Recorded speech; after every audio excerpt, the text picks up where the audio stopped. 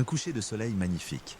Vos amis sont en admiration, téléphone sorti, soupir d'émerveillement. Vous, votre cerveau est déjà ailleurs. Il pense à la dispersion de Rayleigh, à la pollution atmosphérique qui accentue les teintes rouges et se demande si ce spectacle est objectivement plus beau que celui d'hier. Quelqu'un vous donne un coup de coude amical et dit « La phrase et arrête de penser et profite », tout simplement. Si cette phrase vous irrite plus qu'elle ne vous aide, alors cette vidéo est pour vous. Car vous souffrez peut-être de la malédiction de l'esprit critique, ce sentiment constant d'être un spectateur de votre propre vie, un analyste dans les gradins plutôt qu'un joueur sur le terrain. Au cinéma, pendant que la salle est en larmes, vous êtes occupé à repérer les failles du scénario, les anachronismes ou le mauvais jeu d'un acteur secondaire. Au restaurant, au lieu de savourer un plat, vous le décomposez mentalement. L'acidité est un peu trop prononcée, la texture manque de contraste. Pendant une fête, au lieu de danser, vous analysez les dynamiques sociales, les micro-expressions, les jeux de pouvoir subtils entre les invités. C'est épuisant, c'est isolant. On a l'impression que notre cerveau a un bug, un interrupteur, plaisir qui est cassé. On en vient même à envier ceux qui semblent capables d'une joie simple, spontanée. Et on se demande pourquoi je ne peux pas être comme eux. Qu'est-ce qui ne va pas chez moi? Rassurez-vous, votre cerveau n'est pas buggé, il est surentraîné. La première raison, c'est l'hypervigilance. C'est un mécanisme de survie hérité de nos ancêtres.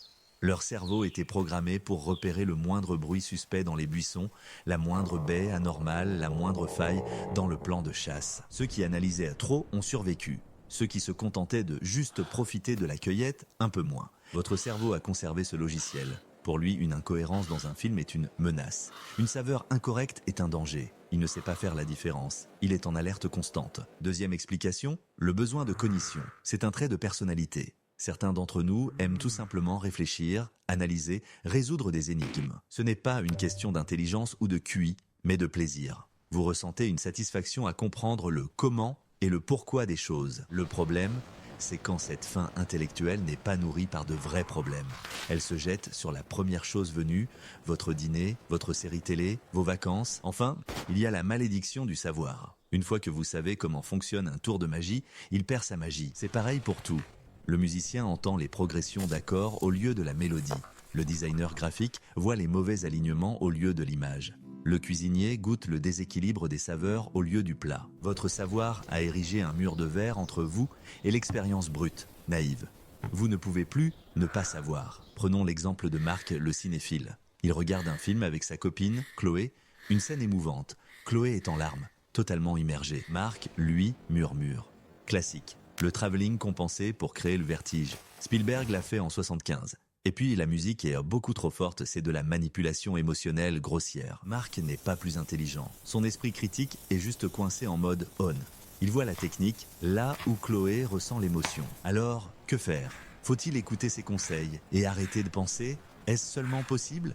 La solution n'est pas de devenir plus bête pour être plus heureux. Votre esprit critique est un super pouvoir. Il ne s'agit pas de l'éliminer, mais d'apprendre à le maîtriser. Il faut passer du statut d'esclave de votre cerveau à celui de maître. Voici 5 stratégies pour y parvenir. Premièrement, recadrez votre perspective. Cessez de voir votre esprit analytique comme une malédiction. C'est un don. Il vous rend perspicace, créatif et excellent pour résoudre les problèmes. C'est un outil.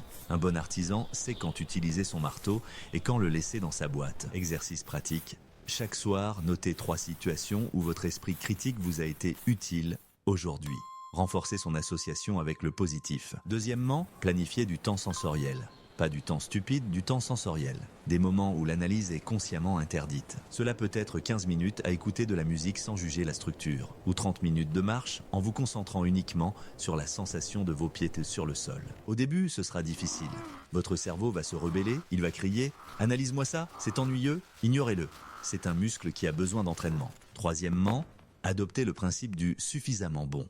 Le perfectionnisme est le meilleur ami de l'esprit critique et l'ennemi juré du plaisir. Entraînez-vous à accepter et même à apprécier ce qui est suffisamment bon. Ce film a des défauts, mais il m'a fait rire. Ce plat n'est pas parfait, mais il est réconfortant. C'est l'essence du concept japonais du wabi-sabi.